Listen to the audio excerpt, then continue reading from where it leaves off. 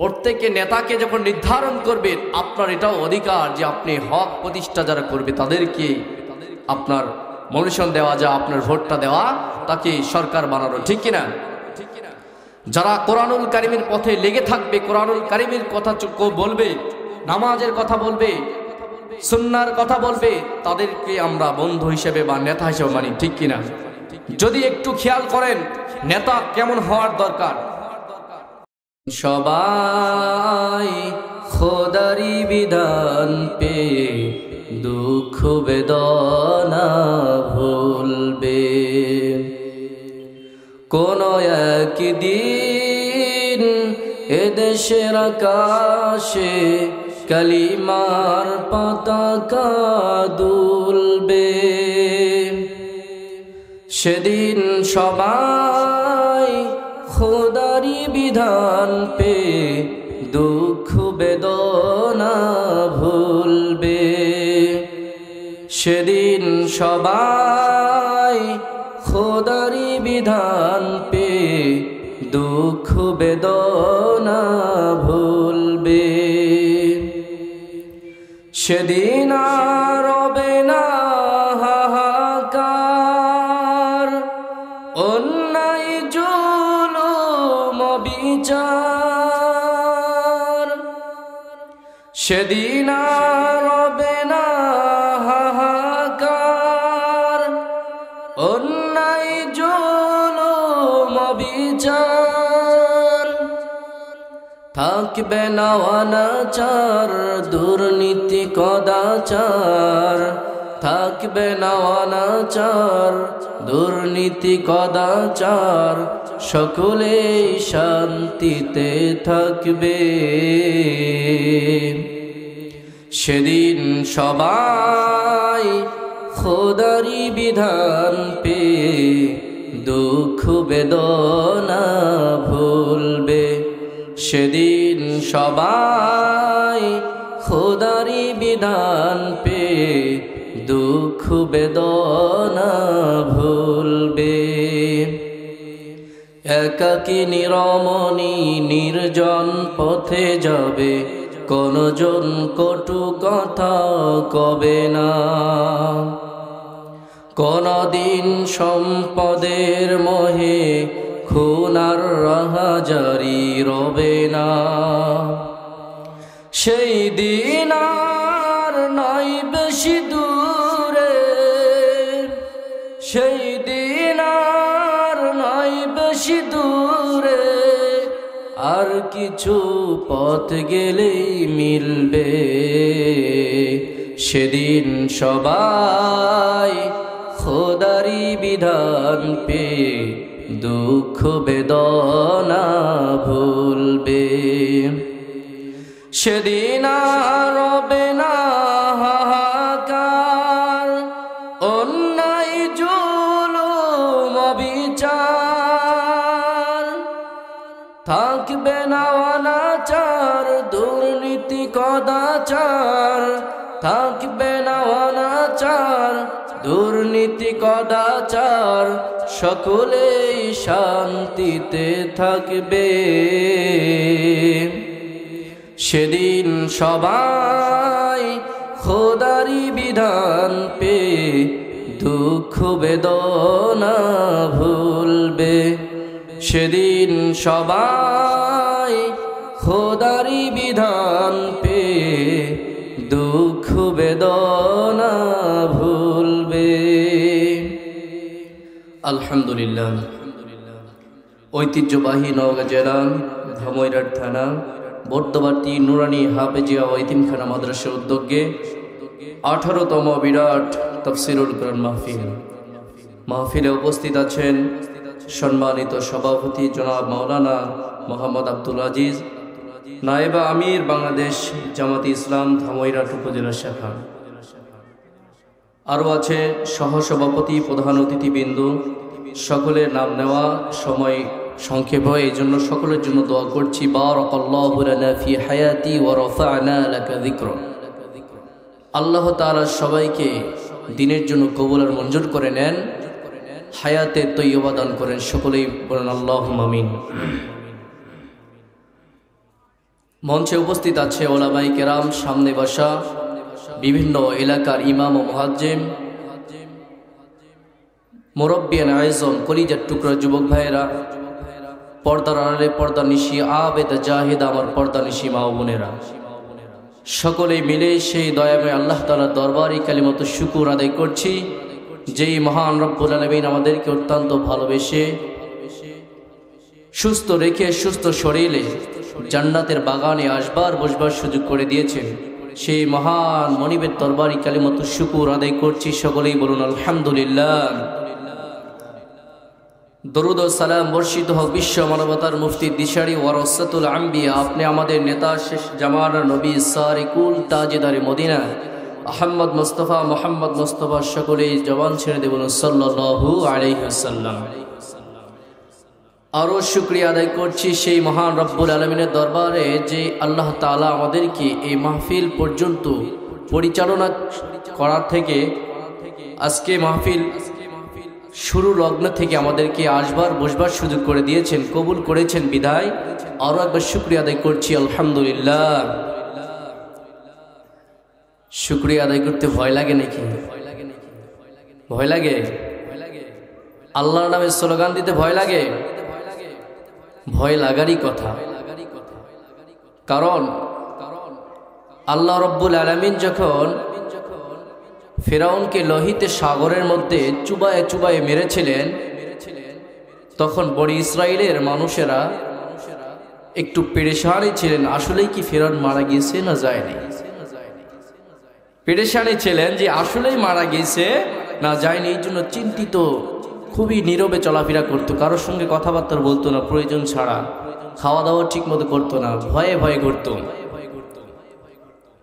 ঠিক 40 দিন পরে যখন পানির মধ্যে লাশ ভাসিয়ে উঠছে, তখন সকলেই বুঝতে পেরেছে আর এর মধ্যে সন্দেহ নাই যে ফেরাউন দুনিয়াতে নেই। এই জন্য সকলে আনন্দ প্রকাশ করছে। ঠিক আমাদেরও কি ভয় লাগতেছে নাকি কেউ এসে খপ করে ধরে নিয়ে যাবে? ভয় লাগতেছে? মুসলমান ভয় করবে কারে? আওয়াজ করেন, মুসলমান ভয় করবে কারে? আল্লাহ তাআলাকে। মুসলমান শুধু একজনকেই ভয় পাবে, সেটা হচ্ছে রব্বুল আলামিন, ঠিক কিনা? মুসলমান একমাত্র ইবাদত করবে আল্লাহ তাআলা, আর শুকরিয়া আদায় করবে তেনারই। ভয় পাওয়ার মতো কোনো উপস্থিতি নাই। কেউ আসবে আর কে যাবে তার কোনো ক্ষমতা দেখার নাই। মুসলমান ভয় পাবে তার কাল আল্লাহ তাআলাকে, ঠিক কিনা? তাহলে মুসলমান আল্লাহ তাআলাকে ভয় করলে আল্লাহ নামে স্লোগান দিতে কি ভয় পাওয়া যাবে? যদি ভয় না পান, সকলে একসাথে তাকবীর দেন, লিল্লাহি তাকবীর। আরো জোরে, লিল্লাহি তাকবীর, লিল্লাহি তাকবীর। মুসলমান আজকে বাঘের মতো, সিংহের মতো গর্জন যে দলিল নারায়ে তাকবীরের স্লোগান দিত, এই নারায়ে তাকবীরের স্লোগান যদি প্রত্যেকটি মুসলমানের মুখে মুখে থাকতো, তাহলে আজকে বাংলাদেশের স্বৈরাচার নামে কোনো জালেম দেশ শাসন করতে পারতো না, ঠিক কিনা? আজকে মুসলমানের স্লোগান ভুলে গিয়েছে বিধায়, মুসলমান নারায়ে তাকবীরের স্লোগান ভুলে গিয়েছে বিধায় কোটি কয়েকটা নাস্তিক আমাদের মধ্যে রাজ করতে চেয়েছে, ঠিক কিনা বেঠি? মুসলমান নারায়ে তাকবীরের স্লোগান ভুলে গিয়েছে বিধায়, মুসলমান নারায়ে তাকবীরের স্লোগান ভুলে গিয়েছে বিধায় আজকে স্বৈরাচার নামক জালেম আমাদের মাঝে রাজ করেছে, ঠিক কিনা বেঠি? মুসলমান এই জন্য নারায়ে তাকবীরের স্লোগান দিতে হবে। যদি মুসলমান ঠিক নারায়ে তাকবীরের স্লোগান মুখরিত করত, ঠিক যদি খালিদ বিন ওলীদের মতো স্লোগান নারায়ে তাকবীরের দিত, তাহলে নারায়ে তাকবীরের স্লোগানে এলাকার যত উই পোকা, সার পোকা, তালে পোকা আজ সব পালায় যেত, ঠিক কিনা বেঠি? এই জন্য নারায়ে তাকবীরের স্লোগান আমাদেরকে দিতে হবে কিনা? মুসলমান ইতিহাস থেকে শিক্ষা নিতে হবে, ইতিহাস থেকে আমাদেরকে কিছু শিক্ষা নিতে হবে। খালিদ বিন ওলীদ, আল্লাহর নবীর সাহাবী খালিদ বিন ওলীদ রাদিয়াল্লাহু তাআলা আনহু, তিনি মাত্র 60 জনকে নিয়ে 60,000-এর বিরুদ্ধে যুদ্ধ লেগে গেছিলেন। বলেন আল্লাহু আকবার। মাত্র 60 জনকে নিয়ে 60,000-এর বিরুদ্ধে যুদ্ধের ময়দানে নেমে পড়েছিলেন কাফেরদের। খালিদ বিন ওলীদ তিনার সাথী সঙ্গীদেরকে ডাক দিয়ে বলতেছে, মুসলমান যদিও বা কম হয় সংখ্যায়, কিন্তু মুসলমান মুমিনের ইমানের পাওয়ার অনেক বেশি, ঠিক কিনা বেঠি? মুসলমান হচ্ছে যাদের মধ্যে ইমান আছে, তার কলবটা জিন্দা আছে, বলেন আল্লাহু আকবার। আর কলব যাদের জিন্দা আছে, আর যারা মুরতাদ, যারা কাফের, তাদের কলব মৃত্যু, তারা মৃত্যু ব্যক্তি যত বেশি হোক না কেন, অল্প জীবিত মানুষের সামনে কোনোদিন মোকাবেলা করতে পারবে না। এই জন্য খালেদ বিন ওয়ালিদকে শিক্ষা নিতে হবে। খালেদ বিন ওয়ালিদ রাদিয়াল্লাহু তাআলা আনহুর ইতিহাস থেকে আমাদেরকে শিক্ষা নিতে হবে। মাত্র 60 জনকে নিয়ে 60,000-এর বিরুদ্ধে নেমে পড়েছিলেন। শুধু তাই নয়, আল্লাহর নবী মুহাম্মদুর রাসূলুল্লাহ সাল্লাল্লাহু আলাইহি ওয়াসাল্লাম বদরের ময়দানে নেমে পড়েছিলেন 313 জনকে নিয়ে। কয়জনকে? 313 জনকে নিয়ে 1000 সৈন্যবাহিনীর সামনে মোকাবেলায় নেমে পড়েছিলেন। শুধু তাই নয়, শুধু মনে করতেন 313 জন নেমেছে, 626টি শুধুমাত্র হাত রয়েছে, কোনো তরবারিও ছিল না। সাহাবায়ে কেরামরা বর্ণনা করেন, আল্লাহর নবী সরকারে দো আলম নবী মুহাম্মদুর রাসূলুল্লাহ সাল্লাল্লাহু আলাইহি ওয়াসাল্লাম যখন ময়দানে মাহশারে নেমে পড়েছিলেন, ঠিক তদরূপ ওই সময় আল্লাহ তাআলার উপর দরবারে হাত বাড়িয়ে দিয়েছেন। সাহাবায়ে কেরামরা বলেন, হাত একটিভাবে আস্তে আস্তে হাত উঠাইতে উঠাইতে এমন উপরে রাখলেন যে আল্লাহর নবীর বগলের সাদা অংশগুলো দেখা পাচ্ছেন। বলেন সুবহানাল্লাহ। শুধু তাই নয়, আল্লাহর নবী উঁচা হইতে হইতে হইতে পায়ের বৃদ্ধ আঙ্গুলের উপর দাঁড়ায় গেছে। আল্লাহু আকবার। ডাক দিয়ে বলছে, রব্বুল আলামিন, গোটি কয়েকটা মুসলমানদেরকে নিয়ে আমি মাত্র 313 জন আমার সাথী সঙ্গীদেরকে নিয়ে আমি ময়দানে নেমে পড়েছি। এখানে সেই বিপরীত পার্শ্বে যারা যুদ্ধ করতে এসেছে হাজার হাজার তরবারি আর ঘোড়া উট নিয়ে নামে পড়েছেন। এখানে আপনার কাছে মদত চাই, সাহায্য চাই, রব্বুল আলামিন আপনি সাহায্য করুন। আল্লাহ তাআলা আসমান থেকে মুহাম্মদুর রাসূলুল্লাহ সরকারে দো আলম নবীকে জানায় দেন, বন্ধু চিন্তার কোনো কারণ নেই, টেনশন করিয়েন না, আমি তোমার দোয়া কবুল করলাম আর দোয়ার বদলাতে 1000 সৈন্যবাহিনী দিয়ে দিলাম। বলেন না সুবহানাল্লাহ। আল্লাহর নবী বলছে, রব্বুল আলামিন 1000কে দিয়েছো আলহামদুলিল্লাহ, কিন্তু আমার মনে হয় আরো একটু দিলে ভালো হইতো। বন্ধু টেনশন করার কারণ নেই, টেনশনের কোনো কারণ নেই, আমি রব্বুল আলামিন তোমাকে 1000-এর সঙ্গে আরো 4000 যোগ করে 5000 সৈন্য দিয়ে দিলাম। বলেন আল্লাহু আকবার। সেই 1000 শুধু সৈন্যবাহিনী আল্লাহ তাআলা মুমিনের সাথে সাহায্য করে কে? কথা বলেন, মুমিনকে সাহায্য করে কে? আল্লাহ রাব্বুল আলামিন। এই জন্য মুমিন যদিও বা কম হয়, যদি বাঘের মতো সিংহের মতো গর্জন দিয়ে তাকবীর দিতে পারে, ওই পোকা সার পোকা তাল পোকার কোনো কারণ এখানে বাধা দিতে পারবে না। আজকে আমাদের মাঝে স্বৈরাচার নামক জালেম কত বড় শাসন করে গিয়েছে, আমরা কিছু করতে পারি না, একমাত্র তাকবীরের ধ্বনি প্রকাশ করতে পারি না বিধায়, ঠিক কিনা? শুধু একজনকে স্বৈরাচার নামতে হলে হবে না। বাংলার জমিনে এখন দেখা যাচ্ছে একজন নেতা, বড় একজন নেতা, নাম বললে সকলে চিনতে পারবেন, মির্জা ফখরুল। নাম শুনেছেন না? তিনি নাকি বলেছেন কোরআনুল কারিমে কোথাও রাজনীতি নাই। কোরআনুল কারিমে রাজনীতি নাই? কথা বলেন। যদি কোরআনুল কারিমে রাজনীতি না থাকতো, তাহলে আমরা ইতিহাস থেকে তাকিয়ে দেখি আল্লাহর নবী সরকারে দো আলম নবী ইতিহাসে দেখেন খাতায় একটা চিত্র আঁকিয়ে দিয়েছেন, তিনি রাজনীতি করেছেন। যদি তা না হয়তো সাহাবায়ে কেরামেরা হযরত আবু বকর, হযরত ওমর রাদিয়াল্লাহু তাআলা আনহু, হযরত আলী, ওসমান আরো সাহাবায়ে কেরাম অনেকেই যে রাজনীতি করে গিয়েছেন, এটা কি মিথ্যা? কথা বলেন, এটা মিথ্যা? এই জন্য আমি এখান থেকে মাহফিল থেকে জানিয়ে দিতে চাই, যেই ব্যক্তি কোরআনুল কারীমের বিপক্ষে যাবে আর যে ব্যক্তি বলবে যে কোরআনুল কারীমে রাজনীতি নাই, আমি বলবো তার বাবাও ঠিক নেই। কোরআনুল কারীমে যদি রাজনীতি না থাকে তার বাবাও নেই, তার বাবা নেই। সে ব্যক্তি কোনোদিন কোরআন খুলেই দেখেনি মনে হয় কোরআনুল কারীমের মধ্যে রাজনীতি আছে কিনা। এই জন্য বন্ধু, এই জন্য গভীর মনোযোগ দিয়ে আলোচনা আমাদেরকে শুনতে হবে। কোরআনুল কারীমের পক্ষ থেকে আমাদের জীবনকে উৎসর্গ করতে হবে। কোরআনুল কারীমের জন্য আমাদের জীবন দিয়ে দিতে হবে। যদি জীবন চলে যায়, জীবন সামনে বাধা রেখে বিদ্যুৎ জীবন যদি আমাদের এক বাক্যে দিতে হয়, আমাদের ইমানের জন্য, ইমানকে টিকে রাখার জন্য জীবন দিয়ে দিতে রাজি আছেন যারা, হাত তুলে আল্লাহকে দেখান। তারা কোরআনের জন্য যারা জীবন দিতে রাজি আছেন, হাত তুলে আল্লাহকে দেখান। নারে তাকবীর, নারে তাকবীর, নারে তাকবীর। আল্লাহ সকলের হাতগুলো কবুল করে নেন, আল্লাহুম্মা আমিন। আল্লাহ আপনার এই কোরআনুল মজলিস থেকে গুটি কয়েকজন মানুষ আপনার মহাব্বতে জীবন দিতে চেয়েছে, বলেন না আল্লাহু আকবার। এই জন্য কোরআনুল কারীমের বিপক্ষে যারা কথা বলবে তাদের হাড় গোড় ভেঙে দিব আমরা মুসলমান, ঠিক কিনা? এই জন্য প্রত্যেককে আমাদেরকে সামনে দেখতে হবে। কোরআনুল কারীম, সে আওয়ামী লীগ হোক, বিএনপি হোক, জামাতি হোক, আর যেই হোক না কেন, কোরআনুল কারীমের বিপক্ষে যারা যাবে তাদেরকে ছাড় দেওয়া যাবে না। কথা বলেন ঠিক কিনা?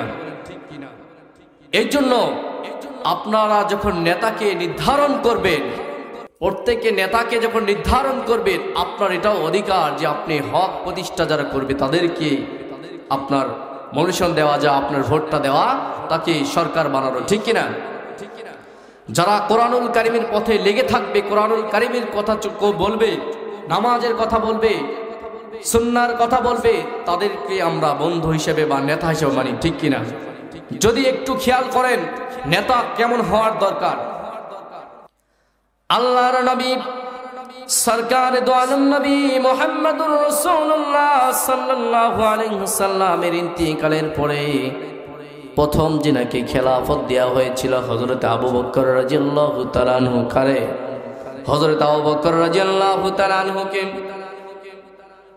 খলিফা, রাসূলের খলিফা হযরত আবু বকর, তিনি যখন খেলাফতের মসনদে বসেছিলেন, তিনি আরেকজনকে, যিনি দ্বীনের খাদেমকে একজন দায়িত্ব দিয়েছিলেন, হযরত ওমর রাদিয়াল্লাহু তাআলা আনহুকে বিচারের দায়িত্ব দিয়েছিলেন, বলেন আল্লাহু আকবার।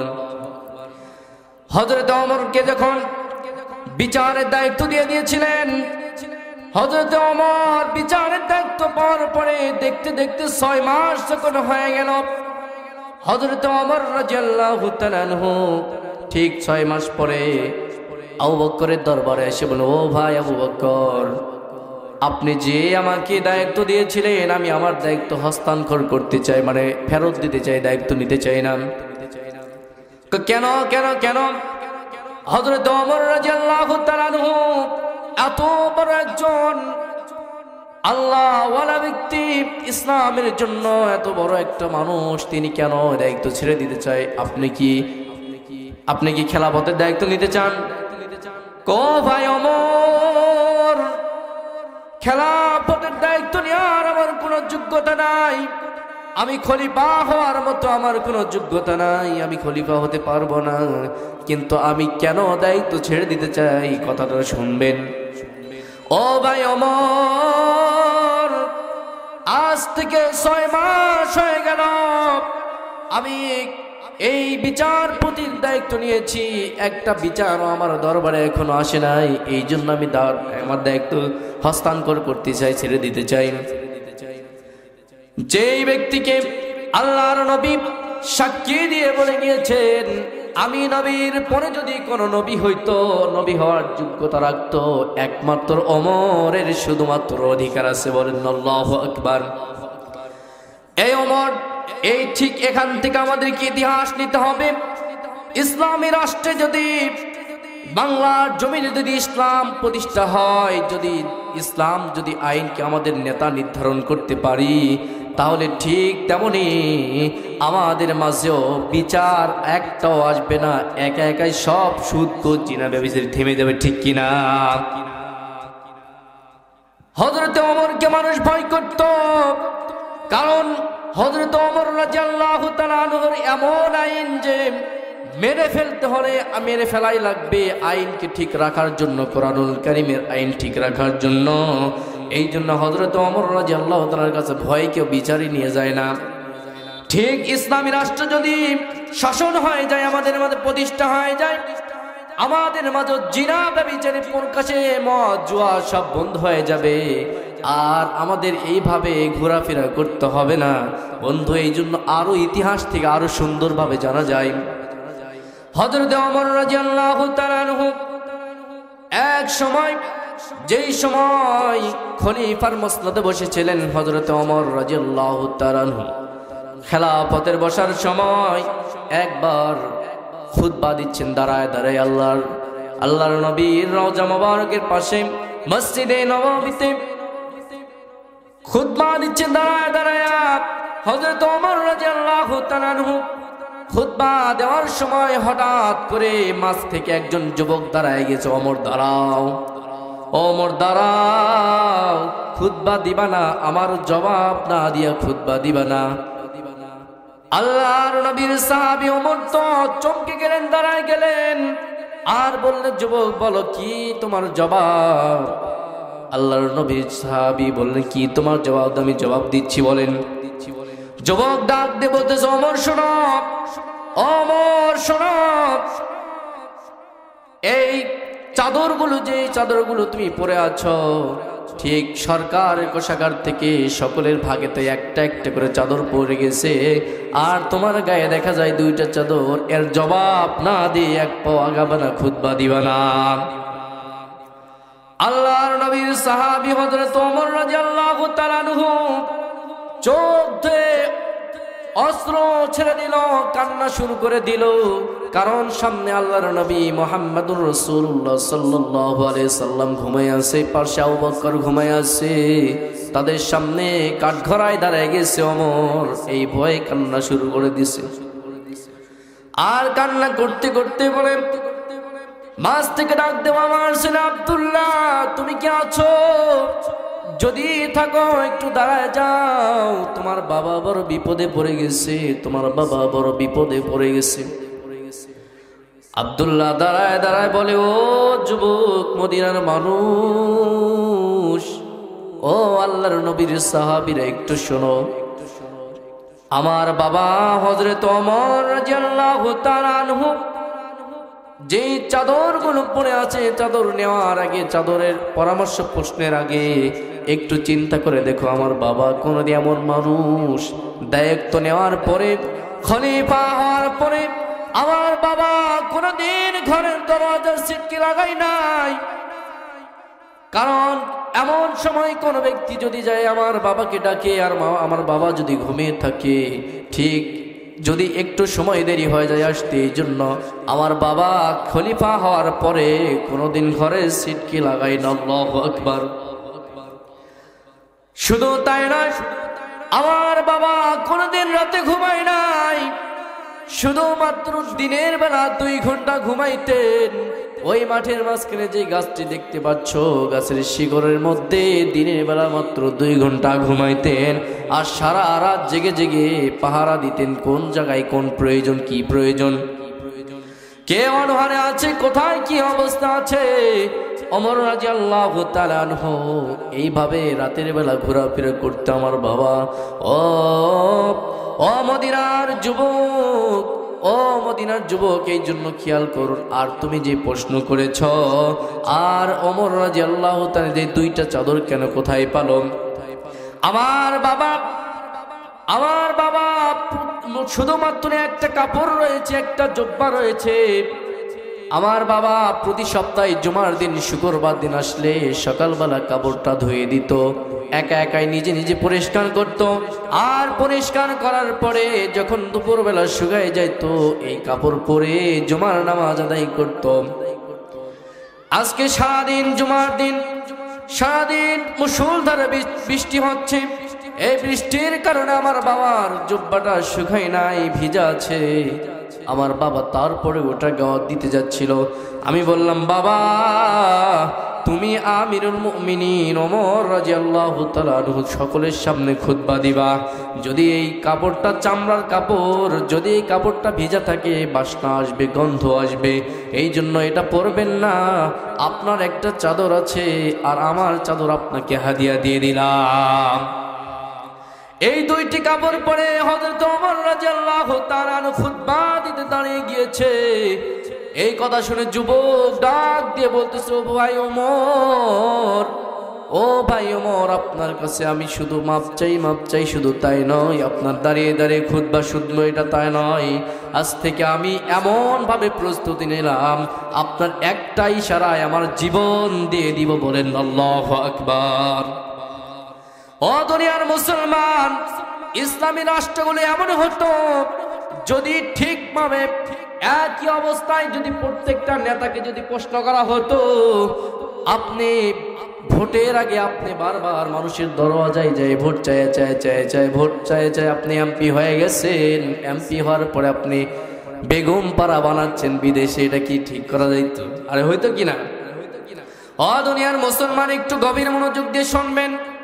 এই জন্য বেগম পাড়া করার মতো ক্ষমতা হইতো না, সুযোগ পাওয়া যাইতো না যদি ঠিক ওমরে ফারুক রাদিয়াল্লাহু তাআলা আনহুর যেই জামানায় প্রত্যেকটি মানুষ নেতাকেও প্রশ্ন করতে পারত, আর এখন যদি আমাদের মাঝে পাতি নেতা হয়, প্রশ্ন করার সাহস নাই, যদি কিছু বলেন সঙ্গে সঙ্গে নেতার গেতা নিয়ে আপনাকে ধরে নিয়ে যাব, ঠিক কিনা? এই সুযোগ আর পাওয়া যাবে না মুসলমান। এই জন্য গভীর মনোযোগ দিয়ে আলোচনা শুনবেন। কোরআনুল কারীমের আইনকে প্রতিষ্ঠা করতে হবে, কোরআনুল কারীমের হক কথা প্রকাশ করতে হবে। রাজনীতি সম্পর্কে যতই কথা বলি, আপনি কথা বলতে চাই রাজনীতি সম্পর্কে, এই জন্য এখন আপনার প্রশ্ন আসতে পারে, হুজুর রাজনীতি করে কেন মাহফিল আইছে? কোরআনের কথা, কোরআনুল কারীমে রাজনীতি নাই। কোরআনুল কারীমে রাজনীতি আছে, প্রত্যেকটি রাজনীতি আছে। আর রাজনীতির সম্পর্কে যদি আমি বক্তা হয়ে যদি স্টেজে যদি কথা না বলি, ঠিক আল্লাহর কোরআনের বিপক্ষে কথা বলা হয়ে যাবে, আর আমি আল্লাহর কাছে জবাবদিহি করতে পারবো না। এই জন্য প্রত্যেকে কোরআনুল কারীমের হক কথা সবার মাঝে বলতে হবে, ঠিক কিনা? এই জন্য হক কথা আমাদের সর্বদাই সর্ব অবস্থায় করতে হবে, কিনা বলতে হবে না? হককে প্রতিষ্ঠা করতে হবে, হক কথা সর্ব অবস্থায় বলতে হবে, যেভাবে হোক হকের দাওয়াত দিতে হবে কোরআনুল কারীমে। কোরআনুল কারীমের দাওয়াত দিতে গিয়ে কোরআনের সামনে যদি কোনো বিপক্ষে আমাদের সামনে বাধা হয় দাঁড়ায়, তাদেরকে সর্বদাই সব বিদায় করে দিতে হবে, ঠিক কিনা মুসলমান? নাস্তিকতা নিপাচাক দিন ইসলাম জিন্দাবাদ, নাস্তিকতা নিপাচাক দিন ইসলাম জিন্দাবাদ, কোটি প্রাণে একই আওয়াজ। খোদাদ্রোহী সার পাবে না, এই বাংলায় ঠাঁই হবে না, মুসলমানরা জেগেছে আজ।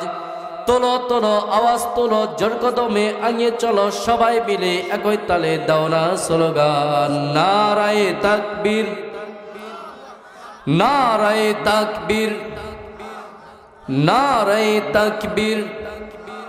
মুসলমানের এই দেশেতে নাস্তিকদের ঠাঁই নাই, নাস্তিকদের পক্ষে যারা তাদের কোনো রক্ষা নাই, ঠিক কিনা? মুসলমানের এই দেশেতে থাকতে হলে কোরআন মানতে হবে, কোরআন যারা মানবে না বিতাড়িত হবে। তোলো তোলো আওয়াজ তোলো, জোর কদমে আগে চলো, সবাই মিলে একই তালে দাও না স্লোগান, নারায়ে তাকবীর, নারায়ে তাকবীর। আল কোরআনের আলো, আল হাদিসের আলো, আল হাদিসের আলো, নারায়ে তাকবীর। মুসলমানের জন্য দেশের হয়েছে জন্ম, ইসলামেরই দেশের জন্য হয়েছে জন্ম, ইসলামের বিরুদ্ধে গেলে দেশ হবে ভিন্ন। নিয়েছে অবস্থান, এই বাংলায় ঠাঁই হবে না, যাও হিন্দুস্তান। ইসলামের বিরুদ্ধে যারা নিয়েছে অবস্থান, এই বাংলায় ঠাঁই হবে না, যাও হিন্দুস্তান। তোলো তোলো আওয়াজ তোলো, জোর কদমে আগে চলো, সবাই মিলে একই তালে দাও না স্লোগান, নারায়ে তাকবীর, নারায়ে তাকবীর। আল্লাহু আকবার। আলহামদুলিল্লাহ, আপনাদের মাঝে দ্বিতীয় মেহমান উপস্থিত হয়েছে। সময় সংকীর্ণ, সময় আর অল্প আলোচনা, এর মধ্যে থেকে যতগুলো কথা বলতে চেয়েছিলাম হয়তোবা বলার সুযোগ হয় নাই, সামান্য কথা বলেছি, ভুলভ্রান্তি ক্ষমা করে দিবেন। আর যে কথা বলা হয়েছে আল্লাহ তাআলা সবাইকে ঈমান ও আমলের সহিত বোঝার তৌফিক দান করেন, সকল আল্লাহুম্মা আমিন। সকলের সর্বোপরি যেন আল্লাহ তাআলা আমাদেরকে মানার তৌফিক দান করে, তারপর আপনাদের সবাইকে মানার এবং বোঝার শক্তি দান করে, সকলে আল্লাহুম্মা আমিন। ইলা আখির দাওয়ানা আলহামদুলিল্লাহি রাব্বিল আলামিন।